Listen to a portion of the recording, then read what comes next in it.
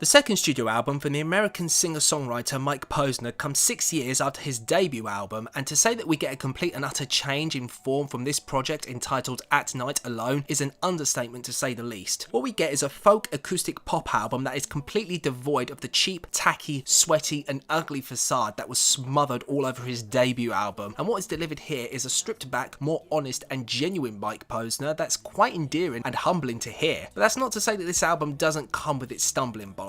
The album concentrates primarily on two key themes, reminiscing on previous relationships and Mike's personal struggles and his journey to find a light in his dark periods. The track Not That Simple sees Mike reflecting back on a time during his schooling years where he was with someone who he believed was too good for him, a sentiment shared by other people at the time, and after he got his break she didn't like what he became and now all he's left with are faded memories. In the Arms of a Stranger takes a similar stance in subject matter, only here he attempts to find solace by sleeping with anyone he can get and pretends it's his previous flame, which is kind of creepy. And look Mike, I get being hung up on someone you used to be with, but seriously, get over it. Then we have Silence featuring a guest appearance from Labrinth, which seems to be pointed towards a guy who is so wrapped around this woman's finger that when she apparently mistreats him, he just can't seem to find it within himself to get the hell out. Instead, he's just preoccupied with why it is she's acting in such a way. And the track Iris tells the tale of Mike longing to be something that he isn't in order to please a previous lover, yet is resigned to the fact that he'll never be good enough in her eyes. Are any of you depressed yet? Well, not to worry, because we get to delve into the second theme of the album. There's really only two songs that cover this topic. The first being Be As You Are. Discounting the remixes, this is probably the best track on the album. A track where Mike recants 3 separate periods of his life where he feels as though he's going through a rough patch but finds solace and a centered place in the words of his mother. It's a touching sentiment and one I buy. And the second track, Only God Knows, the only a cappella song of the album, the most unexpected thing on the whole project, but a rather warm welcoming I must say, is a lot more solemn than Be As You Are. Basically it's Mike stewing in his own uncertainty, reflecting on a friend who died, masquerading his sadness with material purchases and confronting his loneliness in the world. Other tracks include Jade, which is a story based track about a girl of the same name, one hell of a song where Mike bolsters his ability to write a decent track, including name checking some artists he's written songs for, and Buried in Detroit, where Mike notes that no matter what he does or where he goes, that ultimately he'll return to his hometown where he wants to be buried when his time on the planet is over. As mentioned, the album is a folk pop album, so you get all the instrumentation that you typically associate with an album of such a nature. Acoustic guitars, drums and piano with the occasional sound effects or two thrown in. Some of these do result in some pleasant tracks. Although it pales in comparison to the Seeb remix, the instrumentation on I Took a Pill in Ibiza did grow on me eventually. Not That Simple is very sweet on the ears, even the added sound effect doesn't take away from the track's likability. The added flute on Be As You Are is a nice added touch to the track. One Hell of a Song has a nice little guitar melody going on that does have a nice country vibe, and Buried in Detroit registers as a piano ballad that delivers a real kick in the gut and can be a real emotional drainer. The album also blends in some moments that are slightly gospel inspired. In the Arms of a Stranger throws in some harmonised background vocals that are quite endearing but are slightly off-put by Posner's falsetto vocal delivery, which can be insufferable. And as I said, Only God Knows stands out as the only a cappella track on the whole album, and it's quite sweet. It's a bit of a shame however that the rhyming is off and Posner doesn't exactly possess the pipes to match that of the other vocalists. There are other issues as well. Jade is harmless enough, but the altered vocals Posner delivers sound like he's singing through a fan and is highly unnecessary, and Silence is easily the worst song of the album. Not only does the music sound like it has absolutely no structure to it and sounds like it's been created by throwing random sound clips together and seeing what sticks, but this is Posner's